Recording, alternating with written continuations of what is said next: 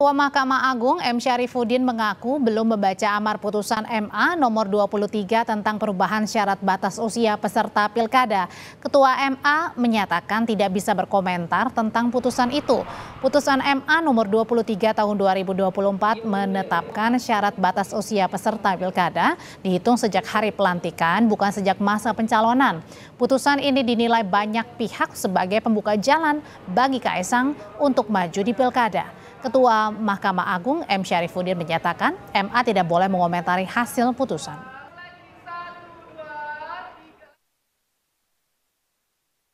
Kalau itu saya belum baca deh, nggak bisa saya komentar ya. Kita kan tidak boleh berkomentar terhadap putusan. Ya, oke ya. Oke. Tapi kalau untuk putusan 23 itu belum ada. Oh, belum, nggak boleh. Kita nggak boleh komentar-komentar. Ya, banyak pihak menilai putusan Mahkamah Agung ini mengubah syarat usia peserta pilkada untuk membuka karpet merah bagi putra bungsu Jokowi, Kaesang Pangarep, maju di pilkada mendatang. Akankah putusan MA ini akan digunakan Kaesang untuk maju ke pemilihan kepala daerah Jakarta atau pemilihan kepala daerah lainnya? Kita ulas malam hari ini bersama politisi Partai Gerindra, Hendarsam Marantoko, dan juga pakar politik dari BRIN, Siti Zuhro. Malam, Bu Siti, malam Bang Hendarsam. Ya, selamat malam, Mbak. Saya mau ke Bang Hendarsam dulu. Bang, jadi kan kemarin ini pasca putusan MA sudah ada omongan dari Mas Budi sendiri bahwa dia akan konsen ke parlemen. Jadi sebenarnya unggahan gambar Mas Budi bersama Mas Kaesang untuk Jakarta 2024 ini hanya ngetes aja atau serius beneran, Bang? Ya kan kalau kita melihat pengalaman kita dalam kontestasi pemilu, baik itu di tingkat nasional maupun di tingkat daerah kan, sangat dinamis sekali kan. Jadi memang fluktuatif sekali dinamikanya ya kan. Siapa dicalonkan dengan siapa yang akan maju, begitu juga di kita. Jadi seperti yang sudah saya sampaikan sebelumnya bahwa memang apa yang mungkin diunggah oleh Bang Dasko kemarin ya sebagai cek ombak juga bisa kita katakan seperti itu. Masalahnya ya kan. Cek ombaknya juga berbarengan nih, nggak lama kan putusan MA keluar tiba-tiba. Ya kan korelasinya kan kita nggak tahu ya kan, nggak bisa dikorelasikan bahwa dengan cek ombak tersebut dengan adanya pasangan Mas Budi dengan Mas Kaesang kemudian dikaitkan dengan putusan tersebut, karena dari kita sendiri ya kan. Sama sekali saya juga baru tahu kemarin dihubungi oleh salah satu stasiun TV, katanya sudah ada putusan MA ya kan terkait dengan terkait dengan batas usia dan lain sebagainya persyarat. Jadi memang kita tidak ada fokus dan intensi apa-apa ke arah sana ya. Jadi ya seperti itu aja sebenarnya. Karena kalaupun itu nanti memang Mas Kaesang kita dapat maju ya dalam pilkada baik di DKI atau di daerah lain ya sekalipun, itu tidak serta-merta bisa menguntungkan Partai Gerindra contohnya, karena belum tentu bisa berpasangan ya kan dengan Partai Gerindra ya kan gitu kan. Jadi Gerindra dengan keluarga Pak Jokowi kemudian dekat dan dipersatukan dengan dalam koalisi Indonesia Maju nih. Ya bisa-bisa aja. Kalau semua dikait-kaitkan itu ya kan dicari-cari pembenarannya selalu bisa saja ya. Kemarin juga dikaitkan ya kan bahwa Ketua Umum Partai Garuda sebagai pemohon itu adalah Rida Sabana yang merupakan adik daripada Riza Patria, petinggi salah satu di Partai Gerindra. Ya kan ini hanya spekulatif ya kan. Ya jadi memang ya wajar-wajar juga sih ngomong kayak gitu, cuman masalahnya kan begini ya. Kita nanti kalau berspekulasi terlalu jauh, ketika hal tersebut, apa yang kita tuduhkan, apa yang kita spekulasi tidak jadi, kan jadi kecele sendiri. Saya ambil contoh ya, yang nggak begitu lama terjadi. Ya dulu Prof. Denny Indrayana itu pernah ngomong ya, bahwa MK akan memutuskan sistem pemilu kita ini secara tertutup bukan terbuka. Ternyata kan tidak, sebaliknya malah. Dan Prof. Denny Indrayana malah mendapatkan masalah hukum tersendiri terkait dengan masalah tersebut. Nah hal kayak gini, spekulasi kayak gini boleh saja berkembang atau tapi jangan sampai itu menjadi sesuatu hal yang liar. Oke. Ya. Jadi batasi saja, karena kan ini jalan masih panjang. ya. Jalan masih sangat panjang sekali sampai dengan Agustus kan ya, sampai dengan bulan Agustus, dan oleh karena itu segala macam bentuk kemungkinan itu masih saja terjadi, termasuk di internal Partai Gerindra, ya kan? Oke, Saya Bang, kalau gitu saya mau tanya dulu deh ke Bu Siti. Bu Siti, kalau tadi Bang Hendarsam bilang ini nggak ada urusannya begitu ya dengan postingan, dengan putusan Mahkamah Agung. Tapi kalau dari pandangannya Bu Siti sendiri, ini ada kaitannya nggak sih? Karena jedanya sangat singkat sekali nih, hanya hitungan jam mungkin ya, dengan postingan dan juga putusan MA. Ya, dalam politik itu tidak ada yang sekonyong-konyong sebetulnya. Cuman politik di Indonesia itu senantiasa mengarah pada konteks ya. Jadi konteks gitu, itu yang akan menentukan, akan sangat menentukan. Ini polanya agak mirip ini masalahnya. Menjelang Pilpres itu kita juga menyaksikan gitu ya, ada judicial review ke Mahkamah Konstitusi masalah umur. Nah, sekarang menjelang pilkada gitu ya, pendaftaran juga ada perubahan juga di Mahkamah Agung kan gitu. Nah, ini apa bedanya? Lalu bagaimana kaitannya dengan politik? Menurut saya pastinya gitu ya. Kita ini berdemokrasi kan dengan kata lain ada kepastian. Jadi ada keterukuran.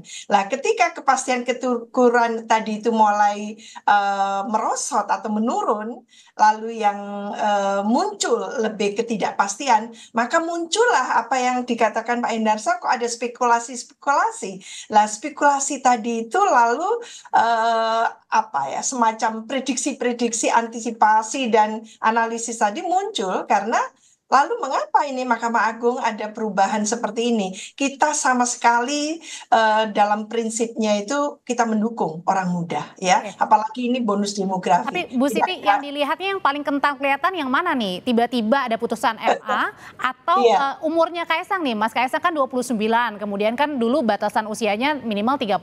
Sekarang kan nanti pada saat sudah dilantik baru ini ya umurnya begitu. Artinya nanti bisa umur 30 pada saat di Desember kan Mas Kaisang? Betul. Jadi poin diubah-ubahnya tentang apa kepastian umur ya, apakah itu mendaftar lalu diubah menjadi ketika dilantik. Ini sudah ada istilahnya otak-atik gitu ya. Lah di otak-atik seperti ini dalam proses tahapan itu sangat tidak ini ya, seyogianya itu tidak dilakukan. Jadi supaya apa? Supaya kita punya kepastian. Jadi nanti kalau akan pilkada lagi mulai dievaluasi secara kritis bahwa ini eranya bonus demografi, maka umur itu menjadi dipertimbangkan dan sebagainya, lalu ada revisi dan sebagainya, bukan di tengah jalan seperti ini. Maka yang yang dimaknai oleh publik ini luas akan mengatakan ini kan karena putra bungsunya Pak Jokowi, Mas Kaisang, ini ingin mencalonkan diri entah dari partainya atau entah dari tim suksesnya atau relawannya dan sebagainya. Dan ini bukan pertama kali gambarnya Mas Kaisang itu dimunculkan, yang lalu juga di Depok, lalu kemarin itu rencananya di Bekasi, sekarang akan ada di provinsi gitu ya, DKJ kan itu. Jadi menurut saya ini sudah jelas tidak konyong-konyong, ada kaitannya dengan politik ya. Tentu itu yang akan dimaknai, kecuali gitu ya, tidak ada seperti ini. Jadi menurut saya jangan salahkan publik kalau publik lalu melakukan analisis-analisisnya dan mencoba mengkaitkan dengan momen politik yaitu pilkada serentak ini. Itu kata Bang Hendarsam, jangan salahin publik kalau misalnya publik menilai yang tidak-tidak. Karena kan ada istilahnya nih bahkan di media sosial, MK dulu Mahkamah Kakak, sekarang MA Mahkamah Adik. Bang. Apa yang harus ditanggapin? Jadi kalau saya gini aja, kalau kita bicara statistik ini ya, saya kan melihat spekulasi yang ada di ruang publik selama ini ya kan, dari pemilu ke pemilu sebelumnya itu yang akurat mungkin cuma 15% tuh ya kan, 85% itu kan meleset. Tapi itu kan sebenarnya warna dari demokrasi kita. Yang harus dilihat kan mungkin gini, contoh ini yang mengajukan adalah Partai Garuda. Kemungkinan besar kan Partai Garuda mempunyai calon, ya, mempunyai calon pemimpin muda yang ingin dia ajukan, ya kan, di daerah-daerah tertentu, sehingga oleh karena itu, dia berkepentingan dalam hal ini. Makanya mengkaitkan spekulasinya itu dengan Mas Kaisang, ini terlalu jauh menurut saya, ya kan gitu. Nah itu yang pertama. Yang kedua saya juga melihat dari Gimana esensi. nggak terlalu jauh Bang, kan itu udah ada gambarnya di media sosial dan yang Ya, tapi kan posting juga petinggi Gerindra, berarti artinya nggak main-main. iya Dan kan. mungkin sama Mas Hendarsam bisa dijelaskan ya, karena kita sudah punya pemulanya. Jadi ini akan Ya, menjadi ya, ya. terus-menerus itu ya. Ya saya rasa kalau masalah formula artinya kan itu kan semacam jurisprudensi juga ya kan bagaimana cara, tapi melihat ini dari kepentingan politiknya sendiri, kita harus lihat dari kepentingan politik Partai Garuda itu apa. Mengkaitkan Partai Garuda selaku pemohon dengan Mas Kaisang ini sangat jauh sekali gitu loh. Itu yang jadi masalah. Ya kan? Dicari-cari nih benang merahnya kemana. Kan itu yang menurut saya sendiri pun nggak sampai spekulasi Bukannya sampai polanya sebagai ini orang mirip kenal. dengan waktu itu pengajuan soal batas usia pencalonan presiden atau wakil presiden? Iya, cuman sekarang masalahnya Oke. apa kaitannya Partai Garuda dengan Mas Kaisang itu dulu. Kalau PSI yang mengajukan itu nggak ada masalah kan gitu kan. Nah kita nggak tahu nanti tahu-tahu Partai Garuda ya di pilkada ini ingin mengajukan calonnya sehingga dia mempunyai kepentingan hukum, mempunyai legal standing untuk mengajukan calonnya Oke. sehingga banyak pasal 4 ayat 1 itu ya kan itu mengakomodir kepentingannya. Nah, itu yang pertama. Yang kedua juga, kalau saya baca esensi daripada pasal tersebut, ini kan ada frasa, umur tidak berubah ya, batasan usia tidak berubah, hanya frasa tentang masalah 30 tahun itu sejak kapan ya kan, yang namanya sejak penetapan pasangan calon, yang terbaru tuh ya kan dirubah, sejak pelantikan pasangan calon terpilih, kan seperti itu. Nah kan, batas usia 30 tahun itu kan dianggap cukup mapan ya kan secara dan matang secara usia Oke. untuk mengemban tugas. Nah masalahnya ya kan kapan dia mengemban tugasnya tersebut? Ya sejak dia pelantikan, bukan sejak saat dia Oke. ditetapkan. Karena masalahnya sama Bang dengan Mas Kaisang di umurnya 29, nanti pada Desember kan berusia 30 nih. Artinya sebelum pelantikan. Oke. Bang Hendarsam, kalau gitu saya mau tanya ke Bu Siti deh. Kalau gitu Bu Siti sebenarnya dari putusan Mahkamah Agung ini artinya bisa dibilang 100% memuluskan karpet merah buat Mas Kaisang bertarung di pemilihan kepala daerah Jakarta atau mungkin jangan-jangan bukan Jakarta? Iya, ini karena pilkadanya 545 ini daerah. Jadi bukan hanya DKI Jakarta, DKJ ya. Tapi 545 jadi banyak.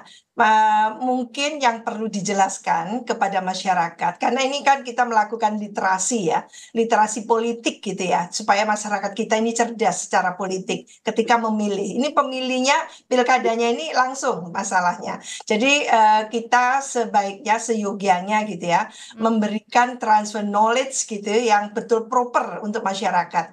Begini. Yang lalu ketika ada keputusan Mahkamah Konstitusi sama ada penolakan argumentasi yang mengatakan tidak ada urusannya dengan Mas Gibran nanti kan seolah-olah seperti itu, tapi terjadi. Sekarang juga ini nanti bisa direkam ya. Oke.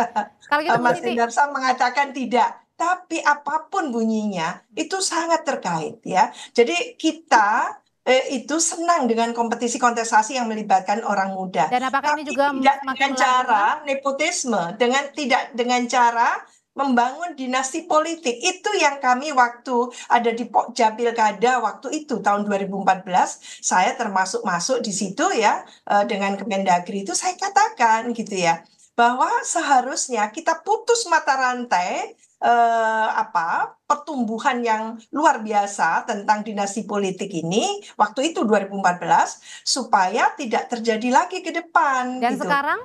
Dan waktu itu berhasil. Sekarang. Tapi apa yang terjadi di judicial review oleh salah satu daerah dan diberikan bantuan hukum, lalu Mahkamah Konstitusi mengatakan tidak ada yang salah dengan dinasti politik. Itu malah melanggar human right, katanya melanggar hak asasi manusia. Repot kita jadinya seperti ini.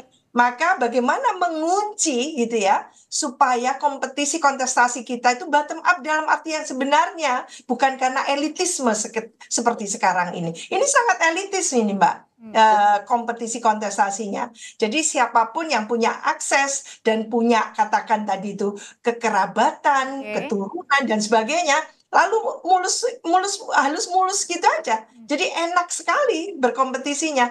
Lah itu yang kemewahan demokrasi kita hilang. Baik.